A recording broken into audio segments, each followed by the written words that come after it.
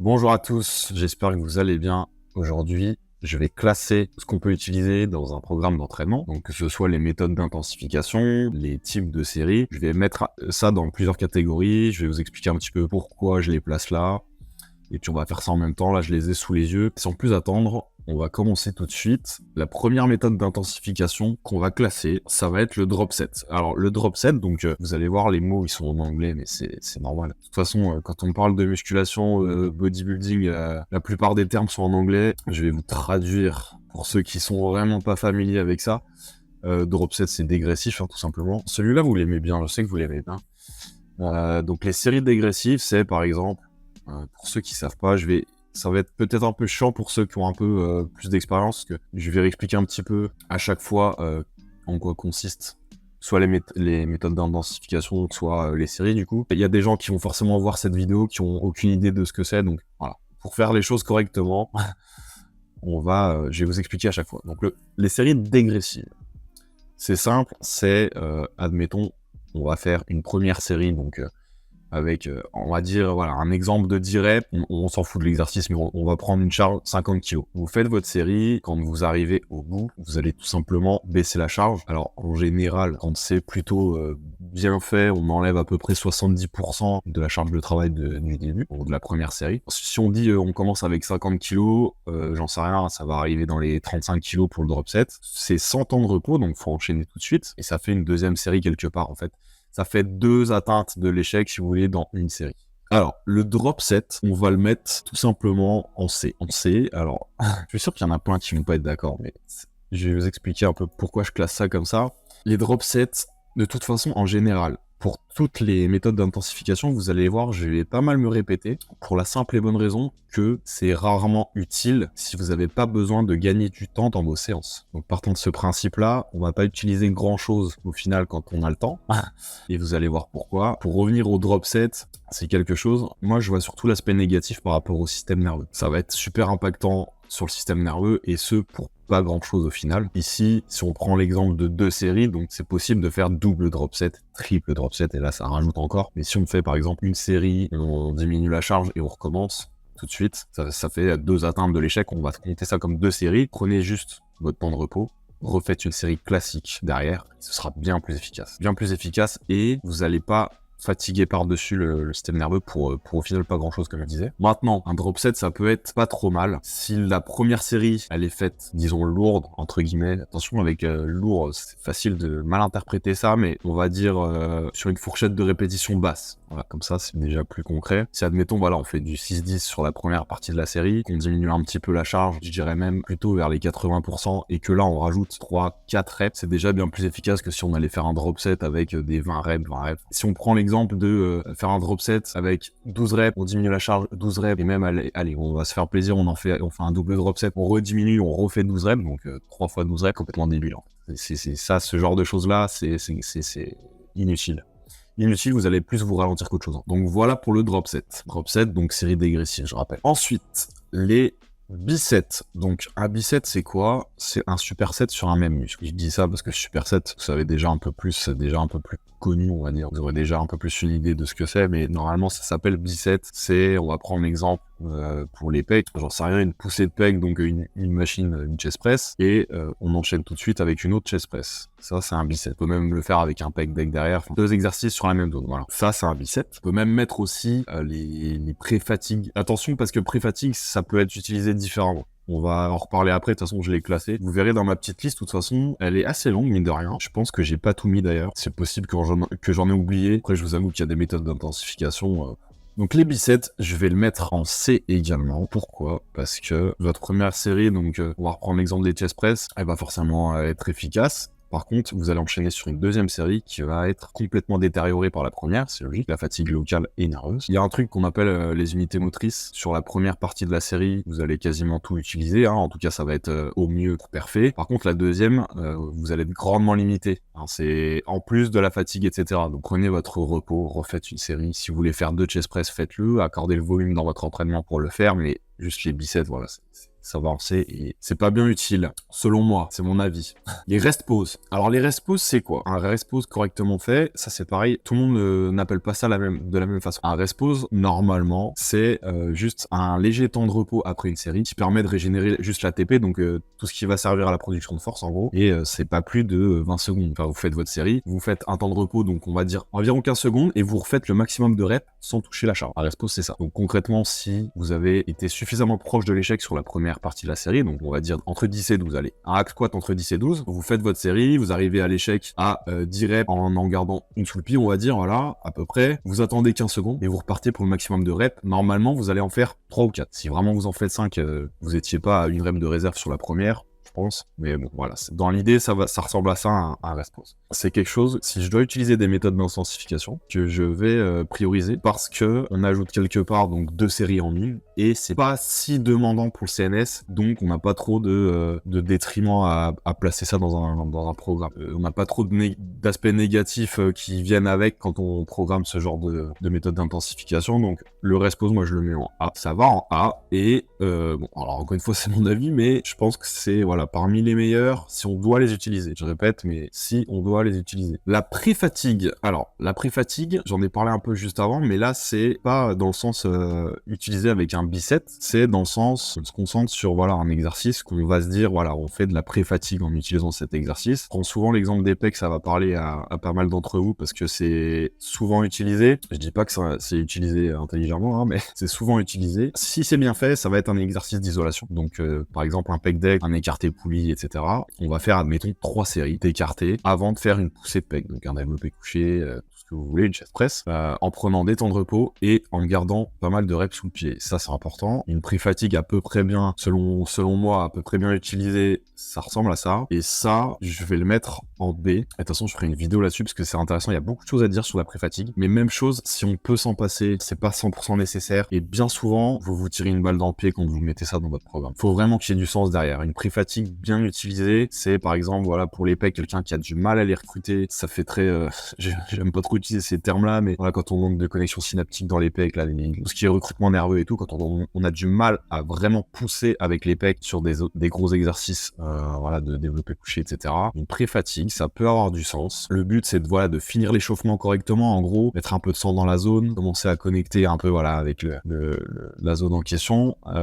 Ça peut être utile si c'est bien fait. Je reste quand même d'avis que si ça doit être utilisé, il faut rester très loin de l'échec. Le but, c'est de pas détériorer, voilà, comme je disais, la poussée d'après, donc détériorer en perf. Hein. Si vous faites votre pré-fatigue et que vous arrivez sur votre poussée, vous perdez je ne sais combien de reps ou de charge de travail parce qu'il y a eu la pré-fatigue, ça c'est souvent contre-productif. Donc voilà, pré-fatigue, on va le mettre en B. Et de toute façon, je vais approfondir le sujet dans une vidéo dédiée. Les pyramidales. Alors, les pyramidales, on utilisait dans les années 80-90. Je dis ça un petit peu avec ironie, mais c'est pas pour rien que plus personne fait ça. Hein. Donc les pyramidales, ça va en C, et même si j'avais une catégorie D, je la mettrais en D. Et vous savez quoi, je vais mettre une catégorie D dans la vidéo, c'était pas prévu. Je vais mettre une catégorie D juste pour la pyramide.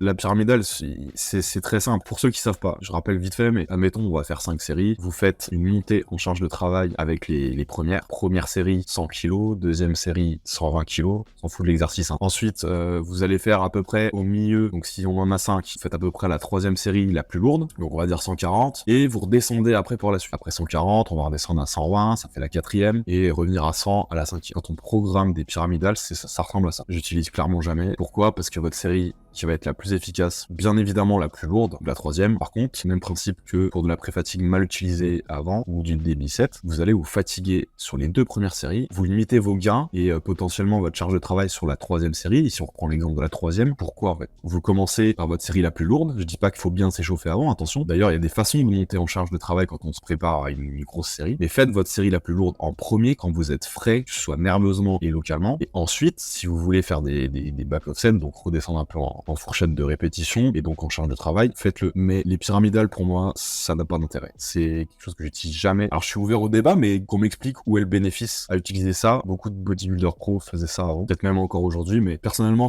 en tout cas sur le papier, je trouve pas d'intérêt. Les circuits training. Alors, les circuits training, c'est, admettons, on va prendre 3 exercices différents pour des zones différentes. Donc, un exercice de dos, un exercice de pec et, j'en sais rien, un exercice de triceps. Et le but, c'est d'enchaîner les 3 sans temps de repos. Dans quelle situation je peux utiliser ce genre genre de choses, c'est tout simplement des gens qui font un petit peu de remise en forme, entre guillemets. J'aime pas trop utiliser ça, mais il y a l'aspect cardio qui est vachement intéressant. Voilà, ça fait bouger, etc. Par exemple, pour des personnes âgées ou quelqu'un qui vise du fitness, il peut trouver de l'utilité. Maintenant, pour faire du muscle et si on se concentre vraiment bodybuilding, le circuit training, de toute façon, comme j'ai dit, hein, on va pas mal se répéter sur ce genre de choses, mais circuit training, si vous voulez faire du crossfit, faites du crossfit, mais si vous voulez faire du muscle, à éviter. Les tempos, donc variation de tempo, on va dire, ça va tout de suite en D, quoi, parce que y a pas d'intérêt à faire ça pour moi. Je dis tout le temps ça, mais il faut aller le plus vite possible sans répartir de trop l'attention. Alors évidemment, on n'est pas surhumain, hein, on a tous besoin justement de contrôler un minimum pour être sûr d'avoir une tension précise. Il faut partir du principe qu'il faut aller le plus vite que vous pouvez. Donc variation de tempo, c'est non. Oui, sur le papier, une rep de bodybuilder excentrique, elle va être sur 3 à 4 secondes, la concentrique sur 1 à 2 et potentiellement une pause en bas à l'étirement, par exemple. Le fait de volontairement ajouter du tempo en se disant ok, je fais une excentrique sur 5 secondes à toutes mes reps exprès, en fait vous vous limitez. Vous pourrez potentiellement utiliser une charge plus lourde sans mettre ce tempo-là, donc sachant que c'est le plus important, vous vous limitez pour rien en fait. C'est un peu l'idée. Variation de tempo, ça va en D, pas utile selon moi. Les cluster sets classiques, on va dire, c'est choisir une charge de travail avec laquelle vous pouvez faire à peu près 12 reps. Vous allez en faire que 5, 15 secondes de repos, encore 5, 15 secondes de repos, encore 5, ça fait 3, 15 secondes de repos et encore 5. Ça fait 4 fois 5 reps. Théoriquement, si votre charge de travail, elle a été bien choisie, vous allez arriver à l'échec à peu près la 3e ou 4e rep de la 4e série. Donc je répète, vous allez faire 5 reps 4 fois, et sur la dernière partie de la série, donc les 5 dernières reps, si votre charge de travail est bien choisie, vous allez arriver à l'échec à peu près à 3, 4. Si vous finissez à 5, bon, sauf si vous êtes vraiment à l'échec et vraiment c'était la dernière, mais ça veut dire que vous pouviez mettre un poil plus lourd. Cluster 7, ça ressemble à ça. C'est quelque part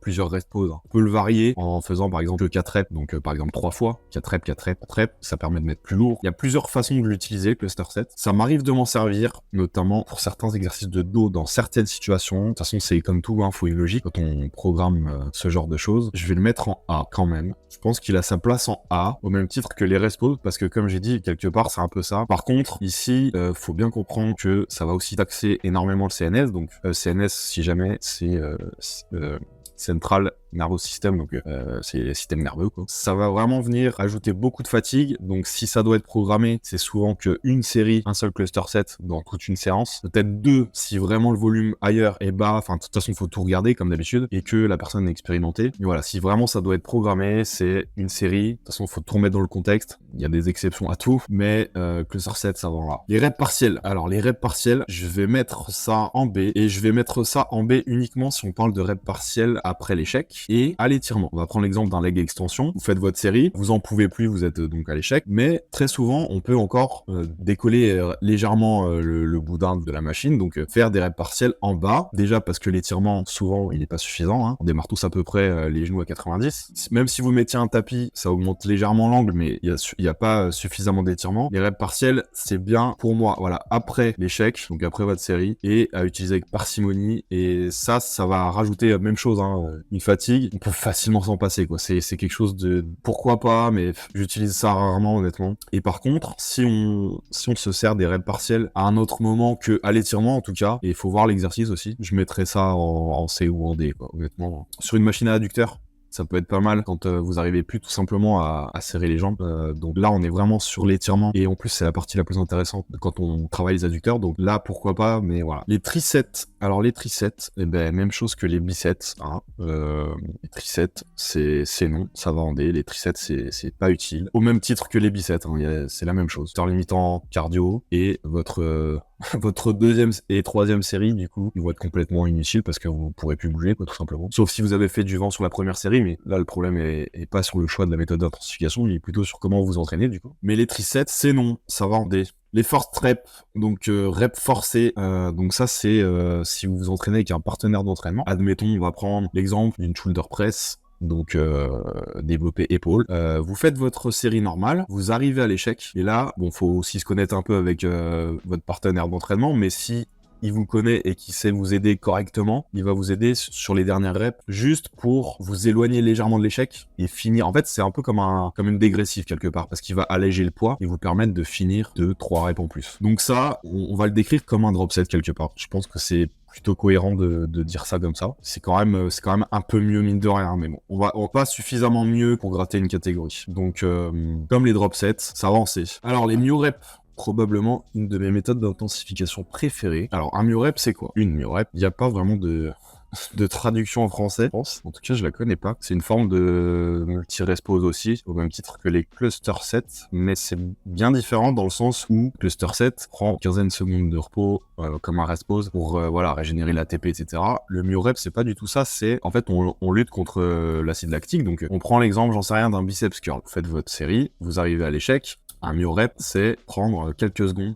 allez, 5. Pour être plus précis, sur un biceps curl, on va dire, allez, de 3 à 7 secondes, voilà. C'est juste quelques secondes, en fait. C'est même pas utile de compter. C'est dès que votre pump commence à partir. Dès que ça redevient supportable. Vous faites votre série. Théoriquement, si vous êtes précis sur votre zone et que vous faites l'exercice correctement, le pump, vous avez une brûlure, c'est intense. Vous pouvez plus bouger le bras, entre guillemets.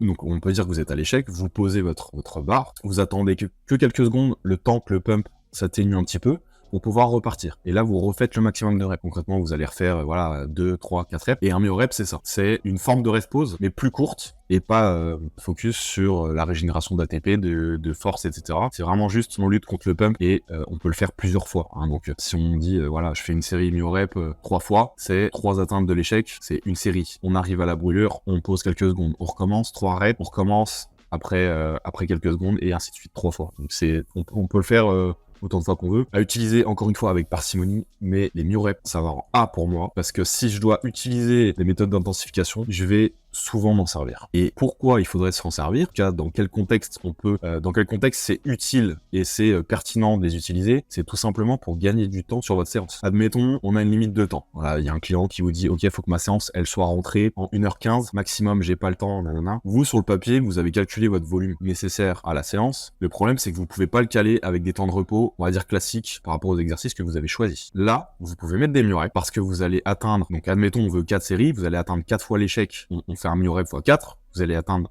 4 fois l'échec, donc quelque part il y a 4 séries, on peut appeler ça comme ça, c'est on va dire l'équivalent, même si pas vraiment, mais voilà, en 3 fois moins de temps en fait. Si on prend l'exemple, une extension triceps à la corde, vous voulez 4 séries, vous allez prendre, j'en sais rien, 90 secondes de repos entre chaque, ça va vous prendre donc 4 fois 90 plus le temps de faire vos 4 séries. Si vous faites un myo-rep avec le même exercice, en 1 minute c'est réglé. C'est un gain de temps. Maintenant, même chose que pour le reste, c'est très taxé nerveusement. Donc vous pouvez pas remplir vos séances de myo-rep, c'est juste impossible en fait. Sinon vous allez vous entraîner 2 semaines et vous pourrez juste plus progresser. Ce sera donc à utiliser avec parcimonie. Et deuxième chose, je dirais uniquement pour les exercices d'isolation. Il y a très peu d'intérêt. En fait, c'est juste pas cohérent d'utiliser ça sur un hack squat, sur une chest press, un gros tirage pour le dos. Je veux dire, utiliser ça uniquement sur des mouvements d'isolation. Petite note particulière pour les mollets. Les mollets par exemple à la presse en myo-rep, c'est incroyable, les sensations et le pump, etc. Et vous gagnez un temps fou. Par contre, dernière chose aussi sur les myo-reps, à ne pas trop utiliser sur des fourchettes de répétition basses. Donc en dessous de 10, on va dire. En body, c'est à peu près ça, une fourchette basse.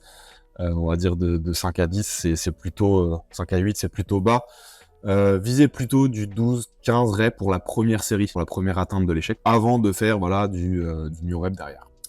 Alors, les supersets, je mettrai ça en B. Je vais vous expliquer pourquoi. Le superset, si c'est bien utilisé, on va prendre le cas où vous ajoutez des mollets à un exercice principal. Donc, admettons que vous faites un tirage vertical pour le dos, vous allez supersetter ça avec des mollets. Ici, l'exemple, il est un peu mal choisi parce que vous allez avoir besoin énormément de vos mollets pour vous caler sur les boudins du tirage vertical. On va dire que c'est très mal choisi. On va prendre chest press et vous allez supersetter vos mollets avec. Moi, j'aurais tendance à dire que déjà, il y a le facteur cardio qui va être important, même si ici on choisit les mollets, ça va. En fait, ce que je vois surtout, c'est que vous allez potentiellement mettre moins d'intensité dans votre série pec parce qu'il y a le superset mollet en même temps. Il y a ça, plus encore comme d'habitude, fatigue sur le CNS, mais bon, en vrai ça va. C'est par rapport au reste ou par rapport aux autres méthodes d'intensification qu'on a vues déjà, c'est bien plus faible en termes de fatigue. Donc voilà, superset, on va dire qu'il y a pire. Donc ça va en B. Par contre, les supersets antagonistes. Ici, pourquoi pas, mais uniquement, je dirais, sur des petites zones. Donc biceps, triceps. Si c'est pas votre point faible, ou en tout cas si c'est pas quelque chose que vous voulez vraiment remettre à niveau ou vraiment faire progresser, parce qu'encore une fois, vous allez mettre potentiellement moins d'intensité parce que, bah voilà, vous êtes essoufflé, il y a le cardio, vous êtes tout simplement pas 100% dans votre série à cause du superset. Attention, note particulière au superset antagoniste pec dos. Je pense que on perd des places en fait. Là, le superset antagoniste, je le mettrais aussi en B, au même titre que les supersets classiques, mais c'est bien mieux qu'un superset classique, je pense. Et ça pourrait presque être en A. Par contre, si vous faites des supersets pec dos, là on perd des places. C'est carrément du C ou du D. Ici, si on commence par le dos et qu'on fait les pecs derrière, vous avez besoin de votre dos pour pousser. Donc vous vous tirez une balle dans le pied, au même titre que les biceps qu'on a vu tout à l'heure. Ça peut avoir certaines utilités, il faut voir le contexte comme d'habitude, mais je mettrais ça en B quand même. Allez, les deux dernières. Et je sais que vous attendez qu'est-ce qui va finir en S, hein, mais j'ai fait exprès de vous le garder pour la fin. Alors, les reps trichés. Qu'est-ce que c'est des reps trichés? C'est, en tout cas, comment je vois les choses, si on fait au mieux, vous faites votre série, vous arrivez à l'échec. On va prendre l'exemple d'un barbell row, par exemple. Donc, barbell row, tirage horizontal à la barre. Vous faites votre série, vous arrivez à l'échec. On va partir du principe que vous avez une belle forme. Votre technique, elle ressemble à quelque chose. Vous êtes précis sur la zone. Donc ici, le dos. Vous êtes, voilà, c'est propre, c'est intense. Il y a tout qui va bien. Des reps trichés, c'est quoi? C'est, vous devez arriver à l'échec à 10. Voilà, vous arrivez à peu près à 10. Vous allez continuer votre série en mettant tout ce que vous pouvez pour rajouter des reps. Voilà, des reps trichés, c'est ça. Quelque part, on va dire que vous arrivez à l'échec technique dans un premier temps, et ensuite, vous dégradez votre technique pour rajouter des reps. Les reps trichés, je vais les mettre en B. J'utilise très rarement ce genre de choses. Pourquoi? Parce que vous allez ajouter une fatigue qui est pas à négliger, pour au final très peu de bénéfices. En fait, vous allez finir par faire du full body quelque part. Je préfère calculer, en fait, ça dérègle un peu tout quand vous calculez votre volume aussi, parce que ça fait de la tension indirecte quelque part. Là, si on reprend l'exemple d'un barbell row, les reps entre guillemets trichés, ça va être surtout quoi? Ça va être surtout biceps, avant-bras, arrière d'épaule, même si ça fait mal à personne, c'est quelque chose qui va venir impacter le volume quelque part aussi. Voilà, ça va en B. Reps trichés, ça va en B pour moi. Et le moment que vous attendez tous, qu'est-ce qui va finir en S? Et bah les gars, au risque de vous décevoir, ce sont les séries simples.